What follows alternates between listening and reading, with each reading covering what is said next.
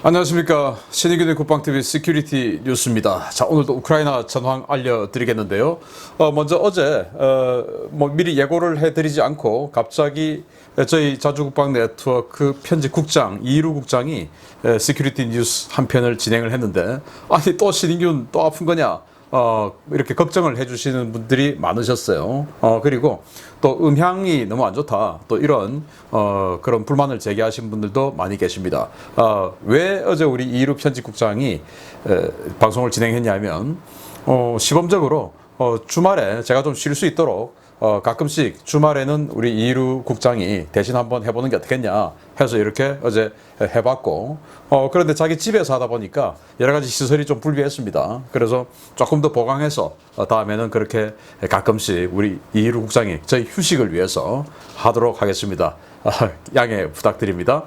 자, 이 우크라이나와 러시아 이 전쟁 양상이 물량전으로 흐르고 있고, 특히 러시아는 포병 강국답게 어마어마한 포병을 가져와서 우크라이나 때리고 있죠. 그러니까 우크라이나가 대화력전 해서 러시아 포병 이 자산인 화포를 때리는 게 아니라 새로운 전술을 들고 나왔는데, 이게 아주 효과가 굉장히 커 가고 있다. 그래서 어마어마한 포병 화력을 동원했음에도 불구하고 지금 러시아가 움츠리고 있는 상황으로 들어간다. 워낙 작전이 신묘해서. 그리고 러시아가 점령지이 많죠. 여기에서 굉장히 큰 실책을 하고 있는데, 이거 동서고금방론하고 이런 짓 하면 안 되는데 이런 짓 하고 있는 상황. 그리고 벨라루스가 지금 완전히 그냥 정신이 조금 이상한 것 같습니다. 계속 조사해서 여러분들께 알려드리겠습니다. 자, 먼저 전황 지도를 한번 보겠습니다. 지금 큰 전투가 벌어지고 있는 건 세베로도네츠크 공방전이죠. 그리고 이지움 서부에서 우크라이나가 러시아를 계속 때리고 있죠. 그리고 헤르손 포위전, 여기에서 지금 지뢰지대 개척하고 기관총자 제거하고 이런 식으로 점점 우크라이나군이 러시아를 쪼여 들어가고 있는 이런 전황 지도를 바탕으로 전과를 한번 보겠습니다. 병력은 좀 많습니다. 전일 대비 250명을 사살했고, 전차는 3대 격파, 장갑차 4대 격파, 차량 10대 격파, 그리고 야포 6문 격파, 다련장 로켓 2문 격파, 헬리콥터 1대 격추, 무인 항공기 4대 격추, 순항미사일 1발 격추, 요격, 이렇게 전과가 나와 있고요. 지금 보시면 이런 그 기동부대들끼리 왕창 서로 간에 맞붙는 이런 것들은 지금 적고, 포격전 위주로 하다 보니까 지금 전차나 장갑차 이런 기동부대의 전위에서는 이런 장비들에 대한 격파 효과는 좀 적습니다. 그리고 대화력전 하고 있는데 야포 다련장 로켓에서 8문 많지는 않죠. 그런데 병력은 많습니다. 서로 간에 지금 화포로 지금 때리고 있는 상황인데, 그 화포의 숫자, 탄약의 숫자가 우크라이나가 굉장히 지금 열세에 처해 있지만, 어제 우리 이루 국장이 알려드렸던 대로 폴란드산 크랩 자주포죠. 그 차체가 우리 K9인데 차체가 정말 중요해요. 왜? K9 차체이기 때문에 아무 데나 가서 그냥 지나가다가도 도로에 서서 쏠 수도 있고, 그리고 이탈하고. 그런데 게딘포 같은 경우는 딱딱한 땅을 찾아야 돼요. 예를 들어서 우리나라 논 같은 데 이런 데는 방열이 안 돼요. 워낙 무르기 때문에. 그래서 딱딱한 그런 땅을 찾아야 되는 굉장히 그런 어려움이 있죠. 그러나 K9 자체 워낙 이 유기압 현수 장치가 좋아서 아무 데나 써서 그냥 쏴도 됩니다.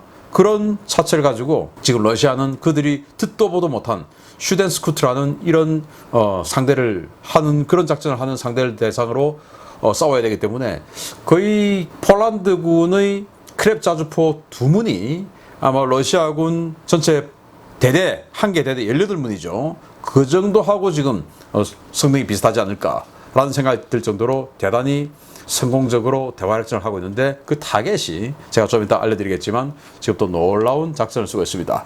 자, 러시아가 개전 후에 우크라이나인 190만 명을 러시아로 강제 이주시켰다라고 하네요. 그런데 놀랍게도 여기에서 어린이가 30만 명이랍니다. 어린이가 그냥 스스로 갔겠습니까? 이렇게 어린이까지 강제 이주 납치를 해가는 러시아, 이 죄를 다 어떻게 감당을 할까요? 그리고 러시아군이 지금 이동통신 사용량이 급증했는데 우크라이나군이 계속 지금 통신 감청을 하죠. 감청을 해보니까 엄마 너무 힘들어요. 엄청나게 사기가 저하돼 있고 지쳐 있고, 그래서 집에 가고 싶어요. 엄마 보고 싶어요. 계속 이런 통신이 급증하고 있다라고 우크라이나 참모부가 밝혔습니다. 벨라루스 군이 우크라이나 접경 지역으로 전진 배치했는데 이거 중요한 내용이기 때문에 좀 이따 자세히 알려드리겠습니다. 러시아가 하르키우 북쪽 수미 건너편 이 러시아 영역이죠. 브란스크, 쿠르스크 이 지역에 추가 병력을 계속 집결 중이다. 그러니까 5만 7천 명 알려드렸지 않습니까? 그 이후에도 계속 지금 불러들이고 있다 라는 거예요. 그래서 뭐 강제 징병 또는 모병을 하는데 자, 석 달만 단기 복무해 라고 하면서 한 달에 한 450만 원 줄게. 러시아 물가에 450만 원 괜찮죠. 그런데 가서 별로 뭐 위험하거나 어려운 일 아니야. 석 달만 해 라고 하는데 가면은 완전히 그냥 지옥도가 펼쳐지는 곳에 보내죠. 자, 이런 게 점점 알려지지 않겠습니까? 굉장히 나중에 정치적 부담이 클 것 같습니다. 그리고 러시아가 하르키우 이 보급선 유지에 총력을 기울이고 있고 그리고 포병을 증강 배치하고 있다. 공격 헬기로 하다가 오늘도 마찬가지로 공격 헬기 지금 헬리콥터 한 대 격추를 하니까 위험하죠. 그래서 이제 다시 포병 전력으로 하르키우를 때리려고 이렇게 또 전력 교대를 하는 그런 상황입니다. 그리고 벨고로드, 하르키우 동부 지역에 철로를 복구한다는데 과거 소련 시절에 철로가 많이 있었겠죠. 그러나 그 중에서 끊어진 게 있었을 테고 그런데 이렇게 트레일러로 실어 나르면 일단 소량으로 가야 되고 그리고 지금 차량 손실이 너무 많으니까 수송부대의 차량 손실이 그러나 전쟁을 선포하면 민간 차량을 징발할 수가 있는데 지금 전쟁 선포를 안 했으니까 징발할 수가 없고 수송부대의 수송 차량을 해야 되는데 한계가 있는 거죠. 이 전쟁을 감당하기에는. 그래서 철로를 복구해서 기차로 대량으로 실어 나르겠다라는 것이죠. 그리고 이zium 서쪽에서 계속 지금 우크라이나군이 때리니까 슬로반스크, 러시아가 슬로반스크 공세에 역시 실패했다. 그리고 세베로도네츠크, 이 시가전, 공방전, 아조트 플랜트, 여기를 이제 우크라이나가 장악하고 있었는데 여기에 러시아군이 들어와서 여기서 또 시가전이 벌어지죠. 그런데 지금 우크라이나군이 안 밀리니까 다시 러시아군이 그 아조트 플랜트를 치면서 남동쪽으로 우회 기동해서 우크라이나군이 배후를 치겠다 해서 우회 기동을 지금 시도를 하고 있답니다. 좀 무서운 내용인데요. 그리고 러시아가 포파나야 맞은편에 있는 바흐무트 지역에 우크라이나의 보급로 차단을 시도를 했는데 실패했다. 그리고 러시아가 헤르손시 외곽 방어전 총력을 기울이고 있다. 지금 뭐 기관총자 설치하고 GMS를 하고 그러고 있는데 언젠가는 한계에 부딪히겠죠. 그리고 헤르손시에 러시아 협력자 그룹, 이른바 완장 찬 사람들이 안 있겠습니까? 그 완장의 지도자 그룹이 파르티잔들의 IED, 그러니까 급조 사제 폭발물 여기에 피격돼서 사망했다라는 내용이 있습니다. 완장 잘 차야 됩니다. 자, 이런 전선 상황 속에서 중요 소식 알려드립니다. 우크라이나 전쟁이 격화되고 있는 상황에서 인접국인 벨라루스와 폴란드의 분위기도 심상치 않게 흘러가고 있습니다. 벨라루스가 황당한 이유로 병력 이동을 시작했고 폴란드 역시 전쟁 개입을 경고하고 나섰습니다.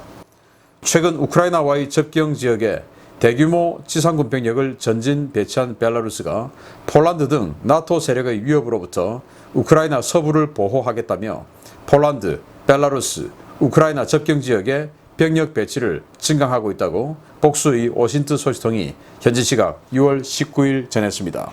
벨라루스 국방부는 현지 시각 6월 18일 폴란드가 우크라이나 서부 지역을 위협하고 있다며 이들로부터 우크라이나를 보호하기 위해 병력 배치를 조정한다고 발표했는데요. 이에 따라 벨라루스, 우크라이나 접경 지역에 배치된 상당수의 벨라루스군이 폴란드, 벨라루스, 우크라이나 접경 지역으로 이동하기 시작했습니다. 벨라루스의 이 같은 조치는 나토와 우크라이나를 이어주는 생명선인 서부 보급로를 위협하기 위한 조치로 풀이되는데요. 우크라이나 서부 지역에 대한 러시아와 벨라루스의 군사적 위협이 가중되자 폴란드 역시 강경 입장을 밝히고 나섰습니다. 전 폴란드 국가안보국장으로 현재는 대통령 안보 자문을 맡고 있는 스타니슬라브 코지에이 예비역 준장은 러시아가 우크라이나에 대한 서방의 군사 원조선을 파괴하기 위해 우크라이나 서부 지역을 적극적으로 공격하고 있다 라며 폴란드는 흑해 또는 전략폭격기에서 발사된 러시아 미사일이 나토 국경으로 접근하는 것을 용납할 수 없다 라고 경고했습니다. 그는 기본적으로 이들 미사일은 핵탄두 탑재가 가능하기 때문에 폴란드의 안보에 큰 위협이 되며 러시아의 이 같은 공격이 계속될 경우 폴란드는 방공작전 영역을 우크라이나 서부 공역으로 확대할 수도 있다 라고 경고했습니다. 폴란드 이 같은 경고는 폴란드에서 9번째로 큰 대도시인 루블린이 우크라이나 국경과 인접해 있고 수도 바르샤바가 국경에서 불과 170km밖에 떨어져 있지 않기 때문인데요. 일부 오신트 소식통들은 러시아의 우크라이나 서부 국경지역 공격이 계속될 경우 폴란드가 접경지역 영공 폐쇄를 발표하고 우크라이나 서부 지역 상공의 러시아 미사일에 대한 요격에 나설 수도 있다고 전망하고 있습니다. 나토와 우크라이나의 병참선을 둘러싼 벨라루스와 폴란드의 이 같은 행보는 전쟁이 점차 물량전 양상으로 치닫고 있기 때문인데요. 과연 벨라루스와 폴란드가 우크라이나 전쟁에 정말 개입하게 될지 지켜봐야 하겠습니다.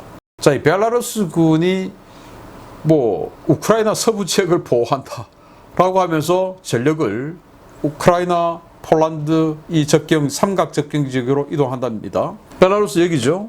우크라이나 남쪽이죠. 폴란드는 서쪽이죠.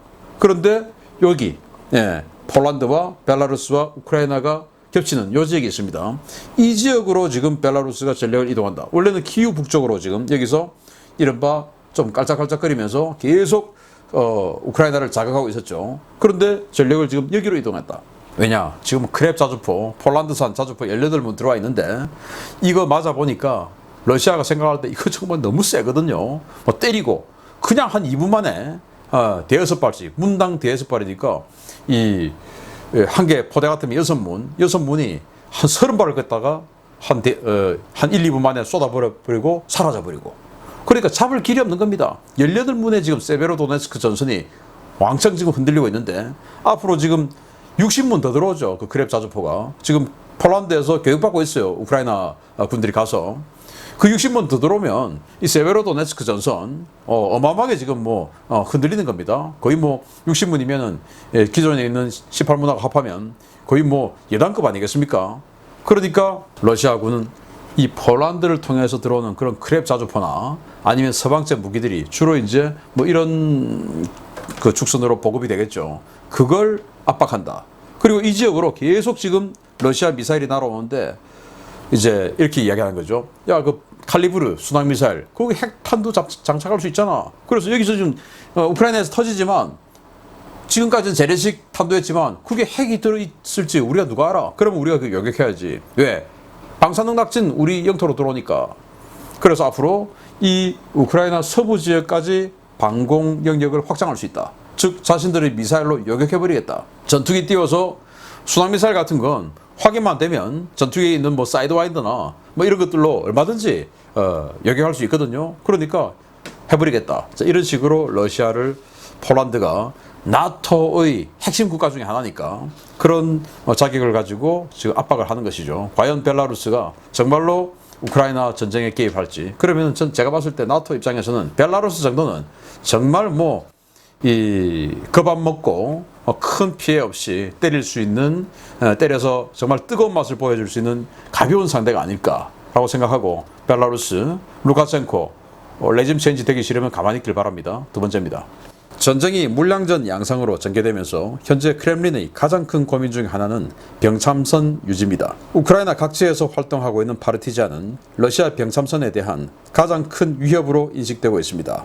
러시아가 이 파르티잔, 정확하게는 모든 우크라이나 주민들을 상대로 전쟁을 선포하는 자충수를 던졌습니다.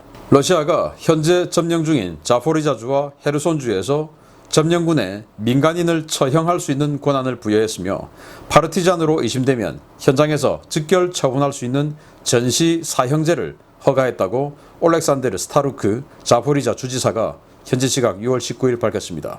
스타루크 주지사는 러시아는 점령지에서 통제를 유지하기 위해 극단적인 조치를 도입했다라며 러시아는 군 병력이 민간인을 처형할 수 있는 사형제 도입을 통해 지역 저항을 진압하려 시도하고 있다라고 비판했습니다.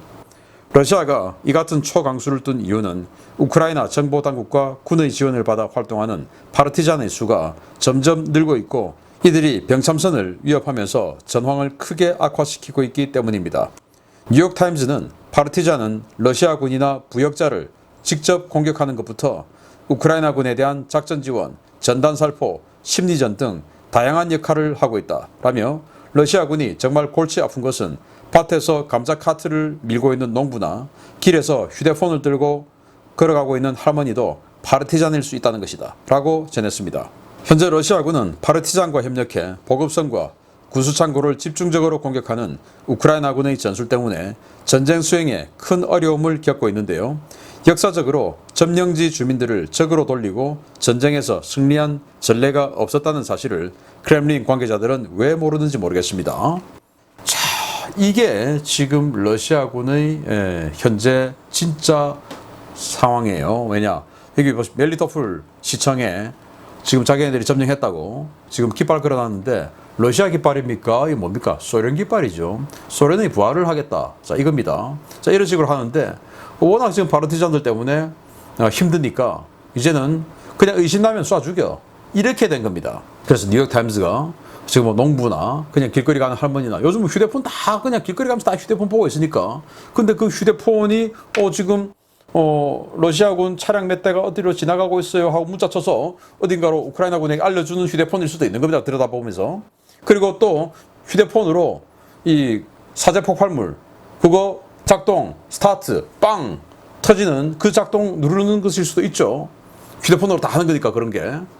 그래서 뭐 할머니가 파르티잔인지 저 아이가 파르티잔인지 저 농부가 파르티잔인지 알 수 없다. 과거에 정말 불행한 일인데 그때는 뭐 이 전체가 다 전쟁 지역에 있으니까 아무튼 뭐 이 한국군이나 미군이나 베트남에서 베트공이 저기 들어왔어. 그런데 누군지 알 수가 없어. 그래서 마을 전체를 다 이렇게 큰 불행한 일을 겪게 만들었던 그런 적도 있었죠. 마찬가지로 지금. 그런데 그 시절하고 지금 21세기하고 또 같습니까? 1960년대하고. 여기서 지금 그런 일을 하겠다. 그렇기 때문에 미군이 졌지 않습니까? 지금 여기서도 민심을 이런 식으로 탄압하겠다. 왜? 그들은 그냥 늘상 러시아는 늘상 1917년 이후에 사실은 그래왔던 사람들이니까. 그런데 그게 통하겠냐 21세기에. 그래서 굉장히 큰 자충수를 두는 것 같다라고 생각이 됩니다.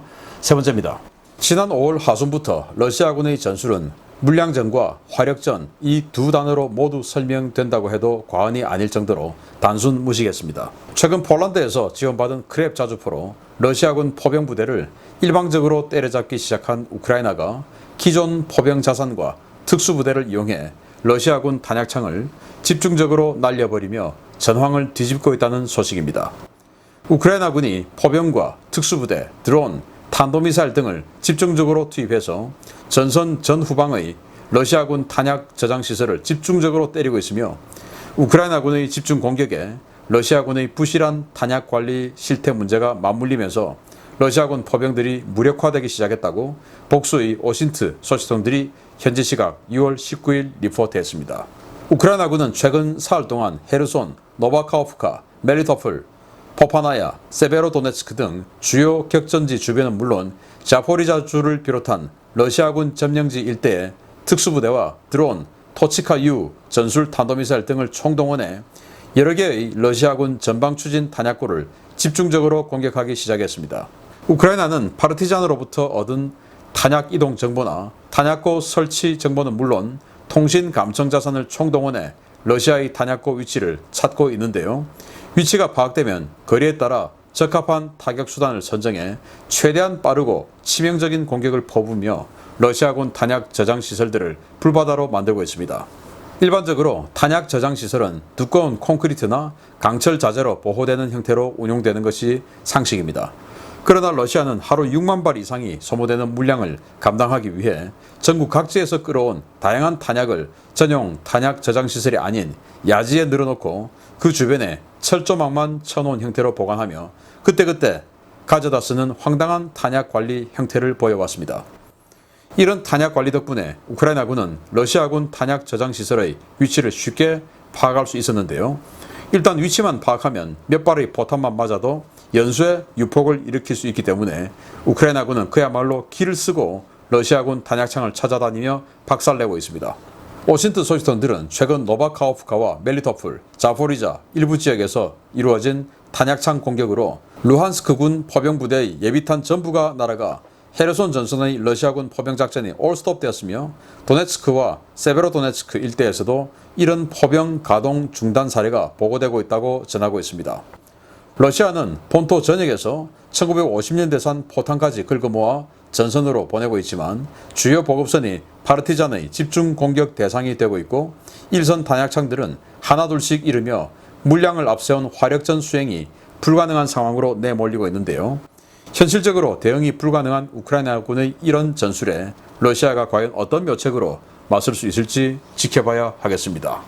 자, 이 러시아가 탄약 워낙 하루에 6만 발씩 쏘니까 그 6만 발을 대대에 6만 발을 갖고 있겠습니까? 아니죠. 여기저기 흩어져 있는 대대, 그 대대 하나별로 탄약창이 있습니까? 아니죠. 탄약 집적소가 따로 있고 또 대대로 전담하는 수송부대들이 와서 실어가서 대대로 갖다 주고 이런 식으로 계속 하지 않겠습니까? 그걸 이제 찾아다니면서 우크라이나군이 때리는데 이게 미국 나사의 위성이에요. 그래서 불이 나고 있는 모습인데 여기가 루안스크주, 여기가 도네츠크, 여기가 이제 이지움 쪽이에요. 다 빨간색, 지금 불꽃이 보이죠? 이게 지금 불이 나고 있다는 겁니다. 큰 불, 큰 불. 그래서 이 세베로도네츠크 이 지역에 큰 불이 어마어마하게 나고 있다. 여기에 워낙 격전이 벌어지고 있으니까. 그런데 이 뒤에 여기는 격전지 아니죠.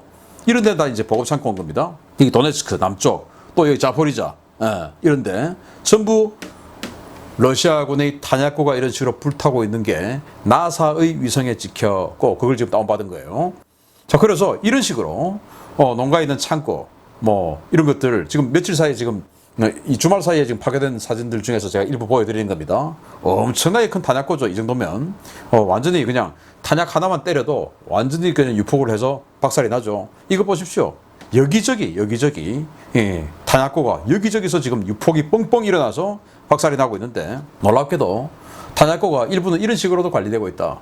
그냥 야지에 늘어놓고 왜 창고에 들어가 있으면 트럭이 하나만 들어가가지고 실어서 태우고 하고 트럭 빠지고 또 다음 트럭 오고 이렇게 해야 되지 않습니까?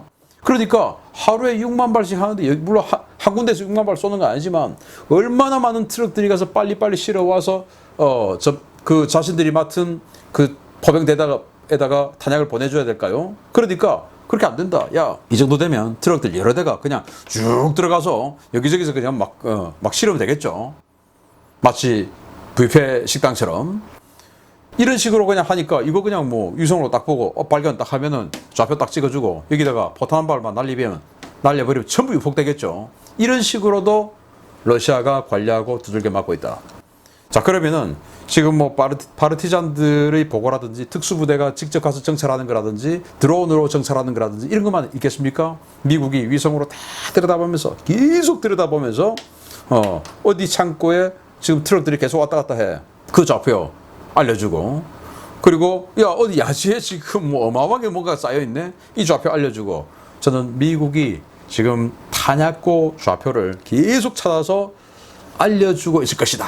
그래서 지금 이 우크라이나 포병자산, 미사일 이런 것들로 계속 탄약고를 엄청나게 많이 동시에 파괴하고 있는 것이다 라고 생각이 되고 이렇게 탄약이 떨어지니까 이제 포병 화력이 잦아들어서 세베로도네츠크에서도 지금 이 주말 사이에는 어마어마한 화력이 지금 안 들어오고 있다는 거예요. 자, 이런 식으로 계속 작전 성공하기를 바랍니다. 그리고 빨리 이 서방제 최신 자주포들 PZH-2000 그리고 크랩 이런 거 빨리 들어가서 진짜 슛 앤 스쿠트 때리고 이동하고 이걸 전 전선에서 해서 러시아군이 이거 도대체 뭐야? 이거 도대체 어떻게 잡아? 이런 대화력전 정말 그런 거 보면 우리 K9은 그 크랩 자주포보다 훨씬 좋은 거니까 정말 대단한 자주포입니다. 아무튼 이런 대화력전 빨리 이어지기를 기대합니다. 계속 조사해서 알려드리겠습니다. 마치겠습니다. 감사합니다.